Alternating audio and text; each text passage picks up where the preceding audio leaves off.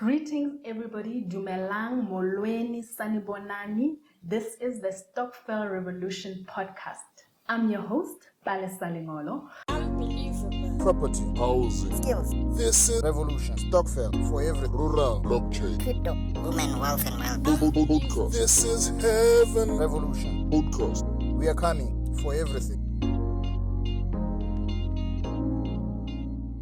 Today, we have an amazing guest. We have the CEO of the National Stokvel Body of South Africa, Xolani Matthews. Welcome to the Stokvel Revolution. So glad to be here with you as our first guest, Xolani. How are you today? No, I'm well, Palesa. And thanks for inviting us. I'm so happy that some of the conversations that we have had privately are going to be so accessible to so many people now that they can actually see what the Stokvel mean today. What does it mean to be in a Stokvel, to be a Stokvel member in this day and age, compared in the past, and most importantly, where we are going. But before we get to the serious stuff, I just want to know, how did you get involved with Stokvels? What is your Stokvel story? Yeah. No, thank you again, Palesa. I think I have my own Stokvel story, but I think even before it became my story, it was firstly a family story. Because I grew up with my mother, for example, who was a serial Stokveler. Since there's a term like that now.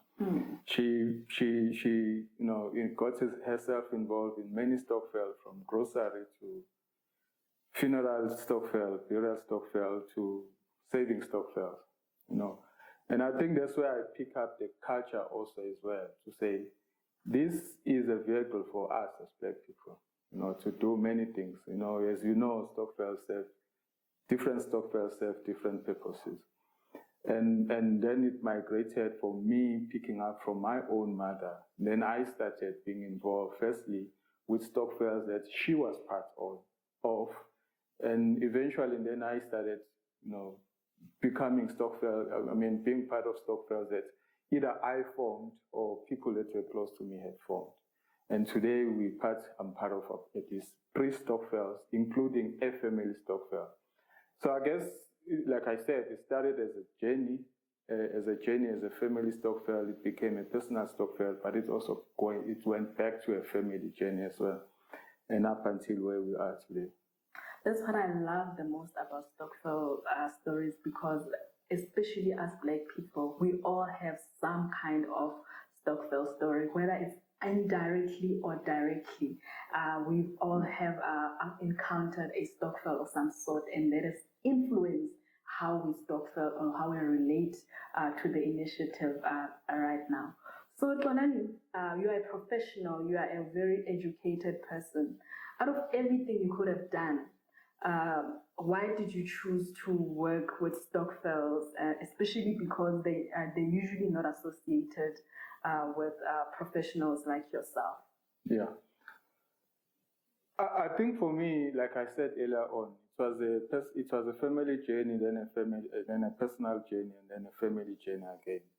But then if you take that journey again further, it became, for me at least, it became a national journey, where I felt, for example, when I was doing my articles towards the end, we used to speak as future accountants, and we used to say, as Black people, we need to take charge of the economy, And for us to do that, we needed a vehicle. And almost all of us, we appreciated that Stokvels played that vehicle for us as Black people. At least Stokvel has the potential of being that vehicle for us as Black people.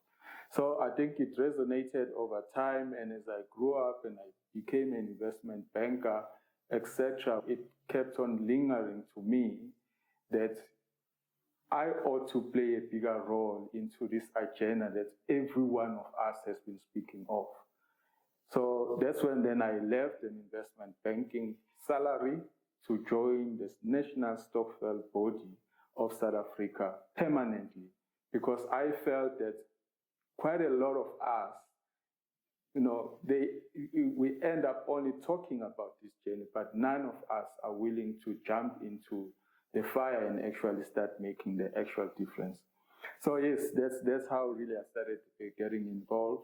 And of course, it was not an easy journey, still not an easy journey, because you're trying to introduce a culture, so to speak, where stokvels shouldn't just be seen as a temporal thing, but also be seen as a long-term, trying to fuse in that long-termism within stokvels without necessarily undermining the stokvels that want to do 12 months, etc.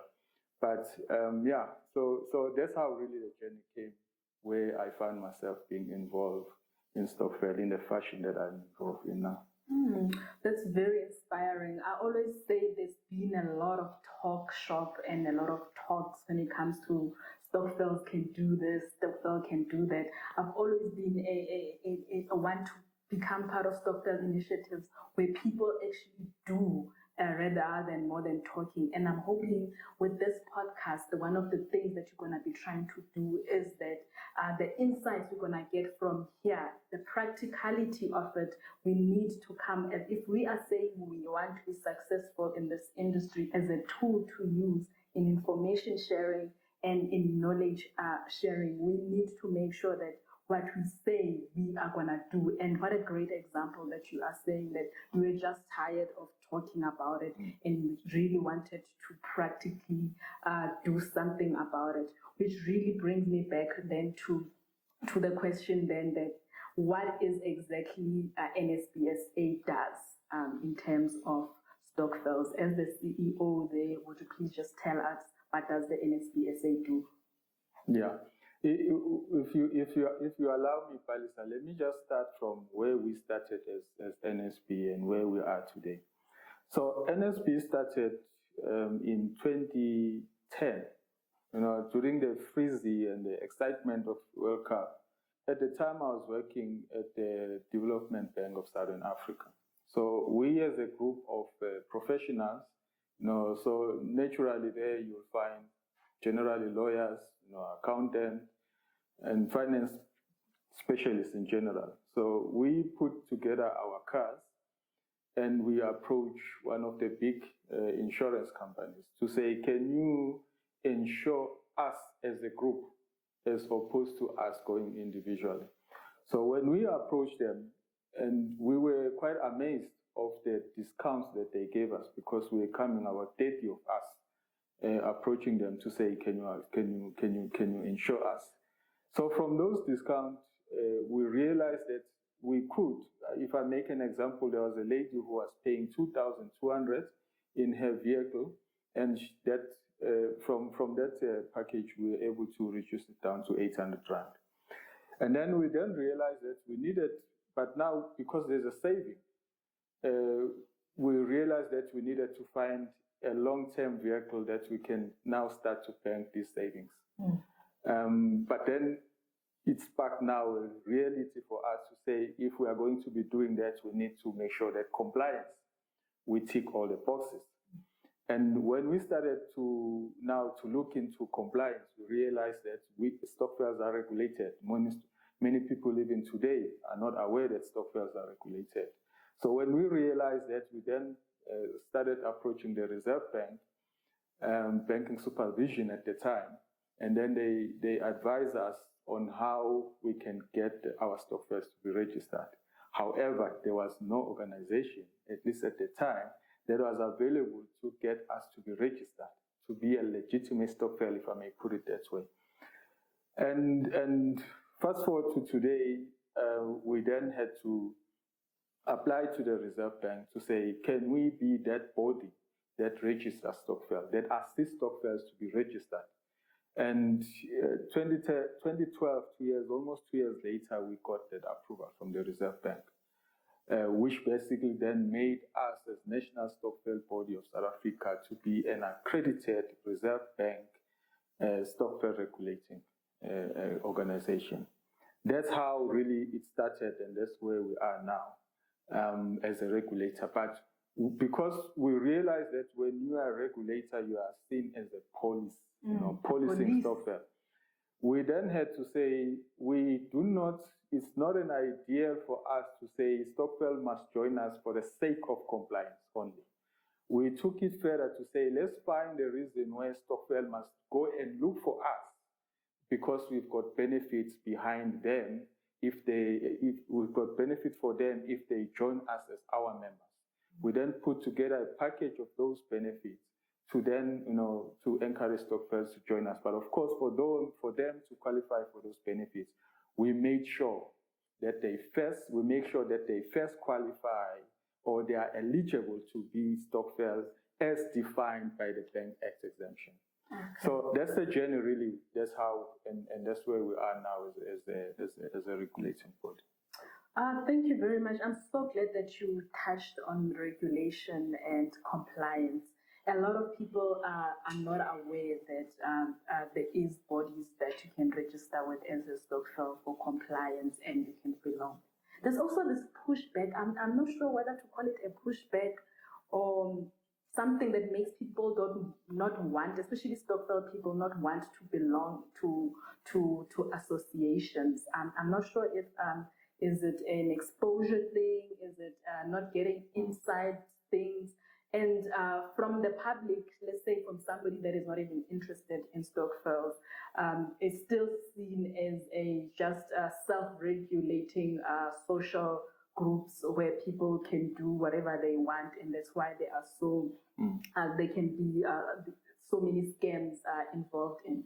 So my question then is, correctly according to compliance, are Stokvels regulated in your definition?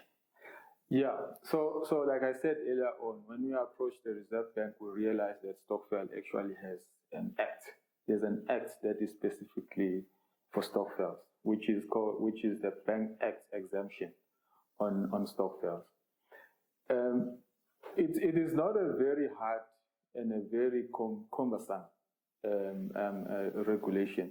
I think the main reason really behind, or rather the main characteristics of that regulation were done such that it basically defines Stokvel as we know Stokvels to be, with the aim and the hope of really isolating the schemes that are undesirable, such as the pyramid schemes, etc. So when they define Stokvels in terms of that regulation, they really went to the ground and defined what is a Stokvel, So yes, they are regulated in that sense, but what that act also requires of Stokvels, which is the main really ingredient, if I may call it that, of that act, is that they then require Stokvels to be registered with a self-regulating organization such as NSPSA. And the advantage, of course, of Stokvels, if they register with us, is that we take them through the regulation. We remind them, I don't want to say we educate them, we remind them that they have to continue to operate as it is. And if they start going outside of what a Stokvel is normally defined in the public, then they have an opportunity to approach us so that we can advise them if they are now going outside of the ambit of that regulation. So that's really what's the biggest advantage of that act, and also the advantage of being a member of NSPSA. But I must say, Palesa, we generally do not like to speak to Stokvel and ask them to join us merely for compliance. We will try to give them much more reason why they must. We understand that Stokvel generally are informal and they want to remain informal. And we want to allow them also to continue to remain informal. The only thing that we're saying, if we speak with one voice under the ambit of the National Stokvel Body, then we are able to increase even the benefits that they have, even if it's a Stokvel of grocery, because if we speak to them with a supermarket, we are able to speak to them, to the supermarket and ask them to give discount to the Stokvel. It's a simple example, but of course there's much more benefits of speaking with one voice, which is mainly what we are offering Stokvel when we say, come to us. We are here to listen to what you want us to go and represent you, because when you speak to them, even when you speak to the Reserve Bank, we speak on behalf of Stokvel. We don't, it's not the other way around where we speak to the Stokvel on behalf of the Reserve Bank. It's the other way around. So when they join us, then we become their mouthpiece, but then they give us what is it that they want us to represent them on. Well, viewers, as you have heard, first and foremost, lesson out of this podcast, number one, stokvels are regulated. Continuing our conversation with Xolani here, while we are still on regulation, before we even get into the benefits of belonging into an association as a stokvel, as you, let's talk about generally in terms of, I know I get this question a lot, in your definition, under your organization as appointed by the Reserve Bank, what is the simplest definition of a stokvel, a legit, genuine stokvel definition? Yeah, I think I'm going to default to how the Act defines stokvel. Okay. And I'm going to pick up just one phrase that they use. There has to be a common bond. And another phrase that they also I can steal from there is that it has to be people to be people who drive towards a common purpose. You know, so those two terms obviously they speak to each other. We can walk together unless we are going to the same destination. So before you even belong to a stokvel, you need to make sure that you know where they are going. And if you know where they are going, then you become part of them. So when you define stokvel, you have to first make sure that you identify that there's a common bond. So if you look, for example, they define a couple of stokvel types. If I was give you a couple of examples, there's a grocery stokvel. It's much simpler. We know that we are putting money together so that at the end of the year, which would have been defined, we buy groceries. So that's simple. Common bond grocery. That's a common bond grocery. And then there's a plural society, which is also a stokvel. And again, the common bond is that when someone is passed on, we assist to bury that person. That's a common bond. You know, I can go on. What you find now is obviously the investment stokvels, which is getting more and more aggressive on the ground. And again, the common bond is we have to identify an asset, we have to identify a business to invest into, and then that becomes a common bond. So when you look at the stokvel and defining a stokvel, it's basically that. You have to have a common bond, and you as the group of people would have sat down and defined a common bond. And you take it from there. So if I say my common bond is I just want to make money out of stokvels, I just want cash. And I'm taking this question from the last popular scam that came, the WhatsApp group stokvel. They could have argued and said they had a common bond in giving each other money. Where do we draw the line if we are saying we all just want to make money? That's our common bond. Where do we draw the line in terms of common bond by definition when it comes to scams like that? Yeah, I guess by saying common bond, it has to be very clear to everyone, and it has to be fair to everyone. And on top of that, when I contribute 100 rand and you contribute 100 rand, the benefits that we get out of that must be the same. You know, I think most of I don't know the details of the WhatsApp stokvel, but generally when there is a pyramid scheme, you will find that we are not equal members. If you are there before me, you're going to get your cash out of that scheme before me. And before I cash out, I need to do certain things, getting other people to join in, etc. Now that becomes very gray area in terms of what is a common bond here, because the common bond was defined too broad. So it needs to be very clear. In fact, even if I go back to the Bank Act, it also defines what are these activities that can be defined within a common bond. I made an example of the grocery, the burial, etc., the investment. Those are defined in the Act. So if we are going to be doing a WhatsApp stokvel that does not define what is it that we are going to do to get cash out of it, then it takes away. But also, stokvels are generally democratically ran. You know, I don't want to go as far as saying it has to be with people that you know, even though I know the Act almost implies that it has to be people that you know, people who are your colleagues, people who are your neighbors in the community, etc. I would dare say in our time, especially now looking at COVID, and especially now looking at the platforms that are available, I would say technology. As long as the common goal is clearly defined and is understood by everyone, and as long as the stokvels is able to meet regularly, and we know, we can always identify who are the members, we know how many members are there, and it's not a short-term thing where I come in this month, the next month I've cashed out and I've left. Then it's no longer a stokvel, it becomes something else.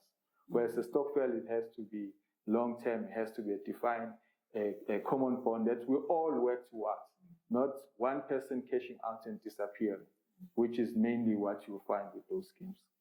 You said something very important earlier about representing stokvels and having one voice. So there's one thing that I've really experienced with working with stokvels over the past 7 years is how each group works in silos or in their corner, and that's why we haven't used our common collective power to achieve all these great things that everybody keeps on talking about, that we can buy your pick and pays, if we all can come together, we can do this, That cannot be done necessarily by one stokvel. Stokvels need to work together. So my question towards that, Xolani, would be, what is the benefit of belonging to an association as yours, as a stokvel, in really making a success of this thing that we really want to do? I know I'm one of the people that want stokvels to collaborate for bigger economic participation. How can your organization such as yours make that possible in a way? Because we are too scattered as stokvel groups, so our power is not strong enough. Yeah, I think, let me start by saying, firstly, it's work in progress. And as long as we're saying we are working towards it, then for us, it's possible. But where we are now, what I've indicated earlier on, we identify benefits that we believe will draw stokvels to join us. Now, those benefits are, we said once a stokvel has joined us and became our member, we offer some funeral benefits through a formalized funeral cover with an underwriter to make sure that we have a very transparent and consistent payment to all the members. So that's the first one. But we also have a partnership that could offer, like banking platforms with Stokvel, where we also encourage Stokvel to utilize those platforms. We also have a bank card ourselves, which is branded NSPSA, and we're working in partnership with the Standard Bank with that one.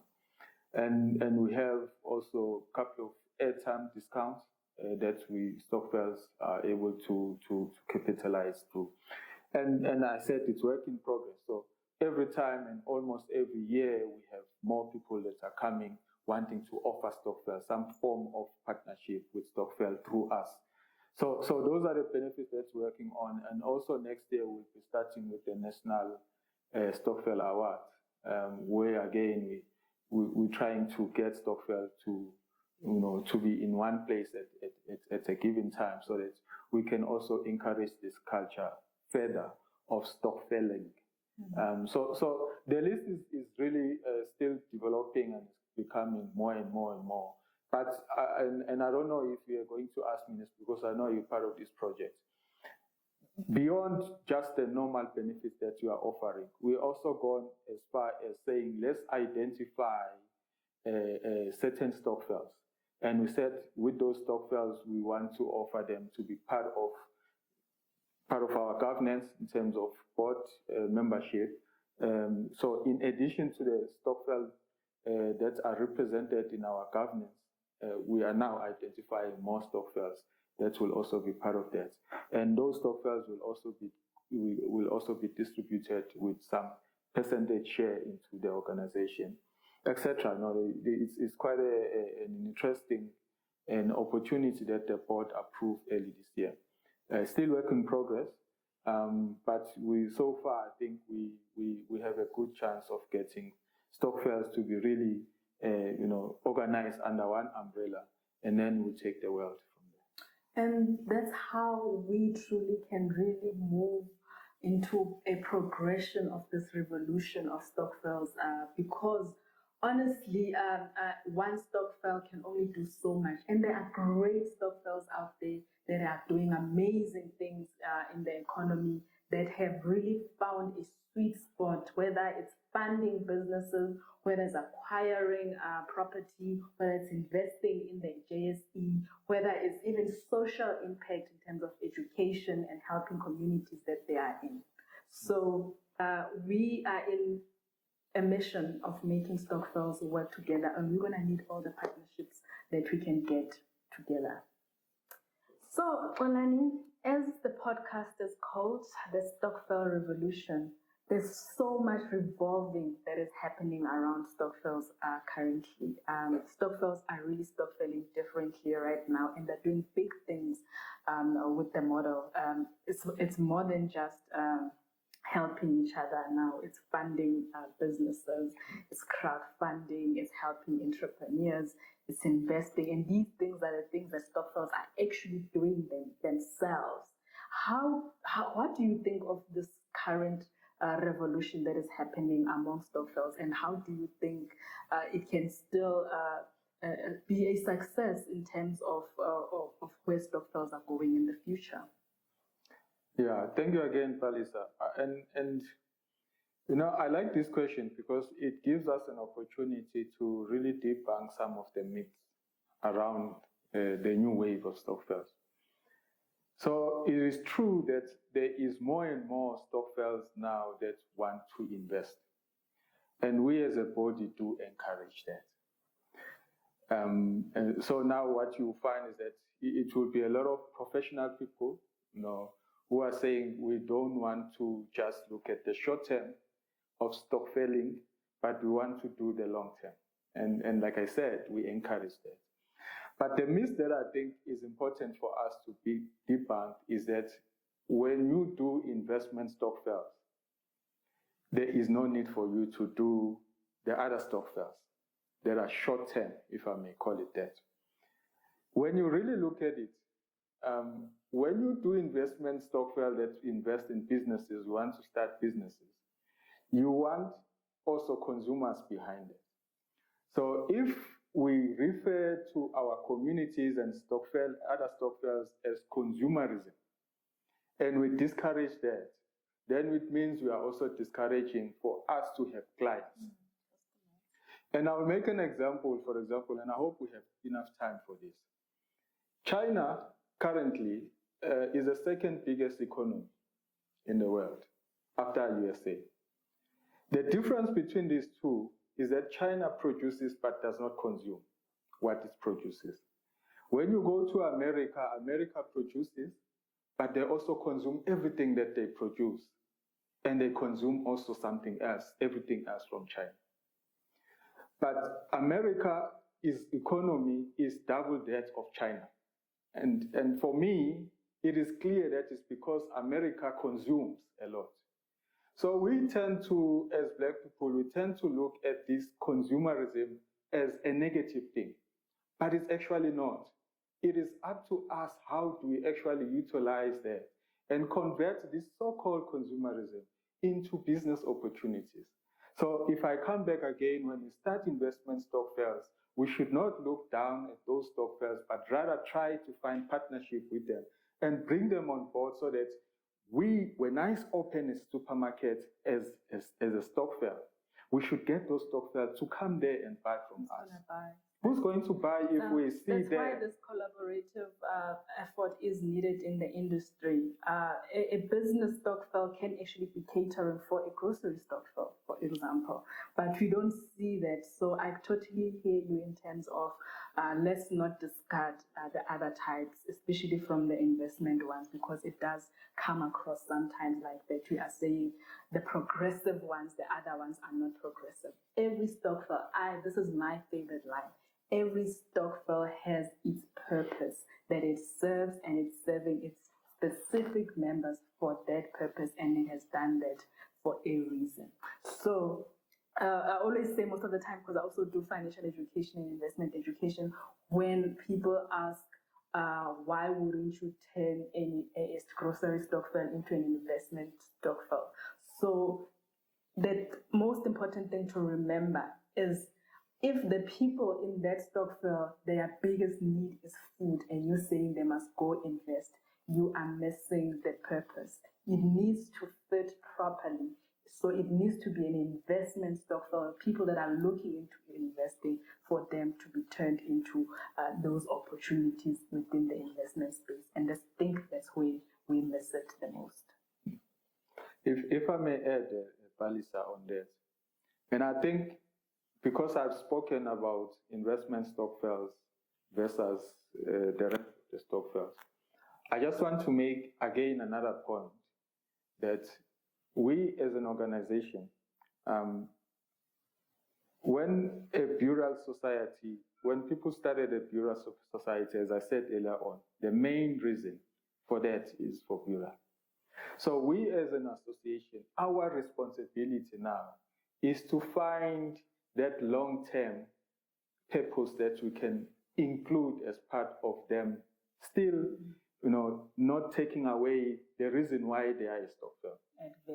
Add value on top of what they started the stokvel for.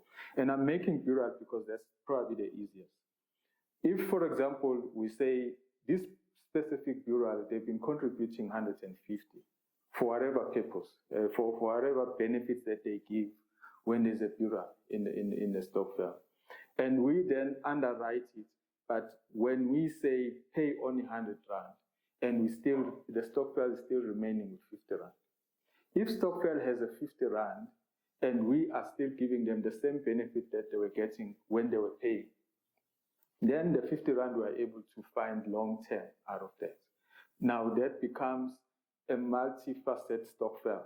Without them, because remember, when they started the bureau, without changing exactly their main purpose, because then that is done by professionals, people who know what and how to invest that 50 rand and add value to them.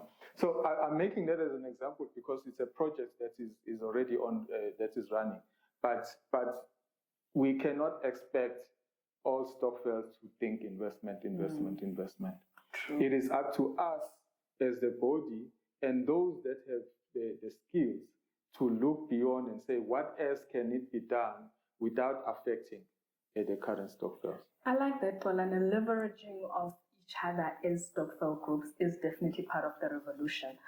Before we wrap up, I just want to ask you, not from a body's perspective, just from a Xolani's perspective, there is this great thing that is happening among stokvels in terms of them revolving and all these great opportunities that they are able to get into. But there's still challenges when it comes to groups getting into these opportunities. What do you think is the one thing that groups can do in revolutionizing this process in order to be a success? Just one thing as part of the challenges that we face as we try to get into business as a group, for example. Yeah.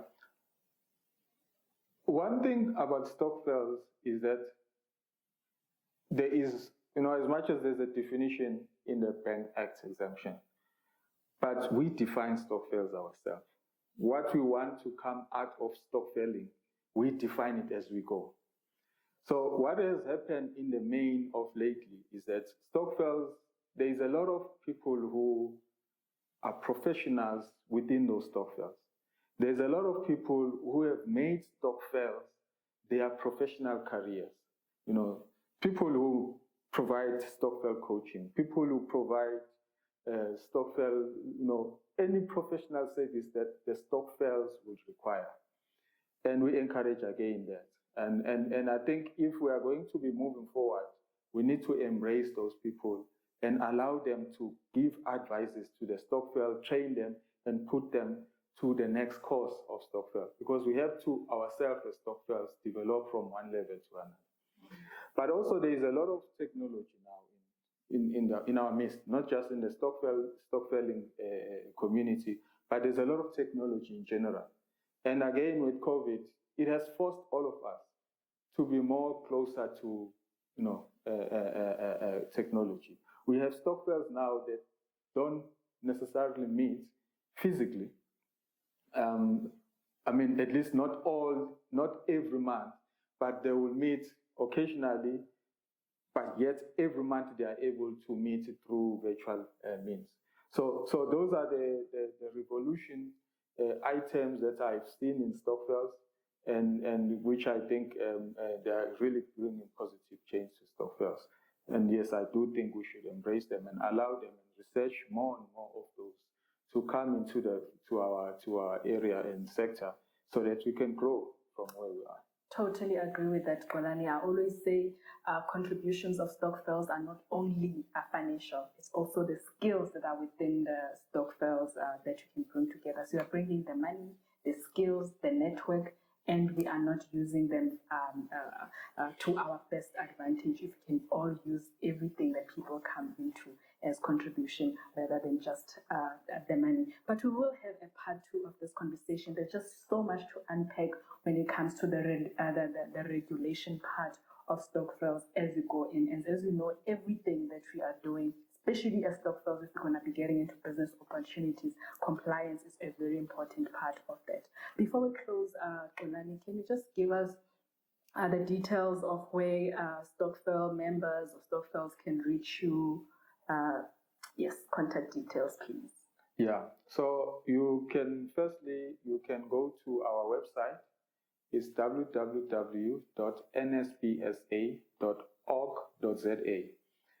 Email address is info@nspsa.org.za. And the contact number that you can reach us on is 074 480 1111. Thank you very much. Since we still have a bit of time, I would like you to repeat those contact details and give me the platform. So it's if you want to go to our website, it is www.nspsa.org.za, and on our email address is info@nspsa.org.za, and our contact telephone number is 074 480 1111. Thank you very much, Xolani. I am so excited about this podcast series because we want to partner with organizations like you. If we're going to be preaching collaboration among the groups, stop doing things on your silos. Let's work together in order to really have a full impact out of stokvel groups. These are the type of conversations that we're going to have to be having. But most importantly, these are the types of doing that you're going to need to be doing in terms of execution. I'm Palesa Lengolo. This is the Stokvel Revolution. Thank you very much. Unbelievable. Property, housing, Skills. this is revolution. Stokvel for every rural blockchain. Crypto. Women, wealth, and well-being. Podcast. This is heaven. Revolution. Podcast. We are coming for everything. Unbelievable. Property, housing, Skills. this is revolution. Stokvel for every rural blockchain. Crypto. Women, wealth, and well-being. Podcast. This is heaven. Revolution. Podcast. We are coming for everything.